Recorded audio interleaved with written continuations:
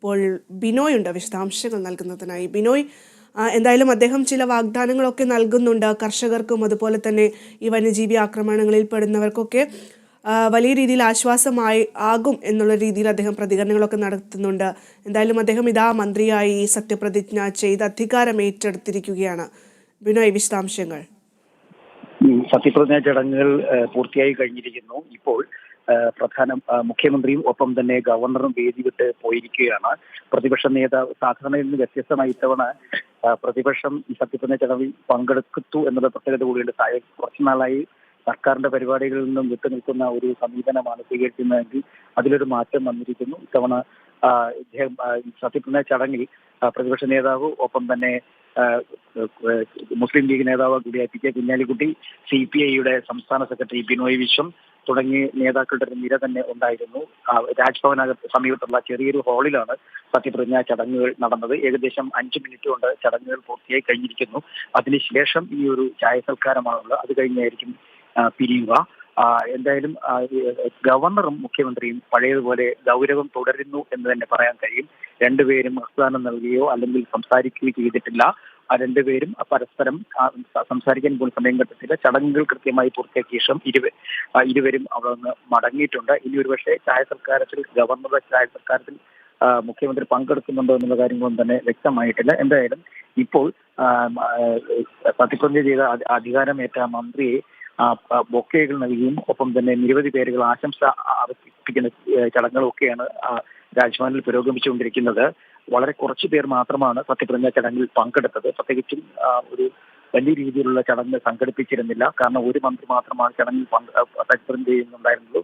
അതുകൊണ്ട് തന്നെ കർശന നിർദ്ദേശങ്ങളും നിബന്ധനകളും ഒക്കെ ഏർപ്പെടുത്തിയിരുന്നു. എന്തായാലും ചടങ്ങുകൾ ഇപ്പോൾ പൂർത്തിയായി കഴിഞ്ഞിരിക്കുന്നു. ഒപ്പം വയനാടുകാർക്ക് ഏറ്റവും അധികം സന്തോഷിക്കാവുന്ന വാർത്ത, വയനാട്ടിൽ നിന്നുള്ള ആദ്യത്തെ കമ്മ്യൂണിസ്റ്റ് മന്ത്രി, 2000 മുതൽ തന്നെ ജനഹിതം അറിഞ്ഞു പ്രവർത്തിക്കുന്ന ഒരാൾ, ഒപ്പം മത്സരിച്ച സ്ഥലങ്ങളിലൊക്കെ തന്നെ വലിയ തരത്തിൽ വിജയം വഹിക്കാൻ കഴിഞ്ഞാൽ ഇപ്പോൾ അവസാനം സംസ്ഥാന മന്ത്രിസഭയിലും എത്തിച്ചേർന്നിരിക്കുന്നു. രാവിലെ നമ്മളുമായി ആശയങ്ങൾ പങ്കുവച്ച അദ്ദേഹം പറഞ്ഞത്, വയനാട് പോലുള്ള ആദിവാസി മേഖലകളിൽ നിരവധിയായ പ്രശ്നങ്ങളുണ്ട്. ഈ പ്രശ്നങ്ങൾ പരിഹരിക്കുന്നതിന് വേണ്ടി അദ്ദേഹത്തിന്റെ ഭാഗത്തു നിന്നും വലിയൊരു ശ്രമം തന്നെ ഉണ്ടാകും.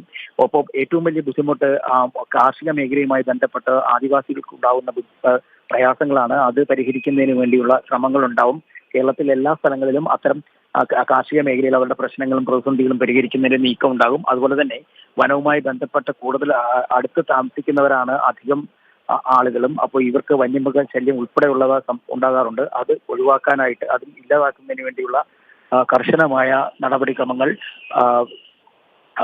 ഉണ്ടാകും. അതിന് ഒരുപക്ഷെ കേന്ദ്ര സർക്കാരിന്റെ അനുമതിയും ഒക്കെ വേണ്ടിവരും. എന്നിരുന്നാൽ പോലും അത്തരത്തിൽ ആ നടപടിക്രമങ്ങളിലേക്കും കടക്കും എന്ന് തന്നെയാണ് നമ്മോട് അദ്ദേഹം പങ്കുവച്ചത്. എന്തായാലും ഒരു വലിയ നീക്കം ആദിവാസി മേഖലയുടെ മാറ്റത്തിന് വേണ്ടി ഉണ്ടാകുമെന്ന് അദ്ദേഹം അറിയിക്കുകയും ചെയ്തു. തീർച്ചയായും ബിനോയ്, അതുപോലെ തന്നെ ഏകദേശം 200ഓളം ആളുകൾ വയനാട്ടിൽ നിന്ന് അദ്ദേഹത്തിന്റെ ഈ ഒരു സത്യപ്രതിജ്ഞാ ചടങ്ങ് കാണാൻ എത്തുന്നുണ്ട് എന്നൊരു സൂചന നമുക്ക് ലഭിച്ചിരുന്നു. അങ്ങനെ തന്നെയാണോ? തീർച്ചയായും അദ്ദേഹത്തിന്റെ അച്ഛനും ഒപ്പം അടുത്ത ബന്ധുക്കളും കൂടാതെ തന്നെ അദ്ദേഹത്തിന്റെ മാനന്തവാടി നിയമസഭാ മണ്ഡലത്തിൽ നിന്ന ആളുകൾ ഉൾപ്പെടെയുള്ളവര് ഇവിടെ പരിപാടികൾ കാണുന്നതിന് വേണ്ടി സത്യപ്രതിജ്ഞ ചടങ്ങിൽ പങ്കെടുക്കാൻ വേണ്ടി എത്തിച്ചേർന്നിരുന്നു. മാത്രവുമല്ല ആ ചടങ്ങുകളിൽ പങ്കാളിയാവുകയും ചെയ്തിട്ടുണ്ട്. കാരണം വലിയ രീതിയിൽ പങ്കാളിത്തം ഇല്ലാതെ വളരെ ചെറിയൊരു സദസ്സിൽ ഒരു വേദിയിലായിരുന്നു ഇതിനുള്ള സൗകര്യങ്ങൾ ഒരുക്കിയിരുന്നത്. എന്തായാലും ഇപ്പോൾ ചടങ്ങുകളെല്ലാം തന്നെ പൂർത്തിയായി കഴിഞ്ഞിരിക്കുന്നു. ശരി, ബിനോയാണ് വിശദാംശങ്ങൾ നൽകിക്കൊണ്ടിരിക്കുന്നത്. മന്ത്രിയായി OR കേളു സത്യപ്രതിജ്ഞ ചെയ്തിരിക്കുന്നു. പട്ടികജാതി പട്ടികക്ഷേമ വകുപ്പ് മന്ത്രിയായിട്ടാണ് കേളു സത്യപ്രതിജ്ഞ ചെയ്ത് അധികാരം ഏറ്റെടുത്തിരിക്കുന്നത്. എന്തായാലും നമ്മളോട് പ്രതികരിച്ചതുപോലെ തന്നെ അദ്ദേഹത്തിന് എല്ലാവിധ കാര്യങ്ങളും ചെയ്തു തീർക്കാൻ കഴിയട്ടെ എന്ന് തന്നെയാണ് കേരള വിഷൻ ഈ ഒരു സമയത്തും ആശംസിക്കുന്നത്. ബിനോയാണ് വിശദാംശങ്ങൾ നൽകിയത്.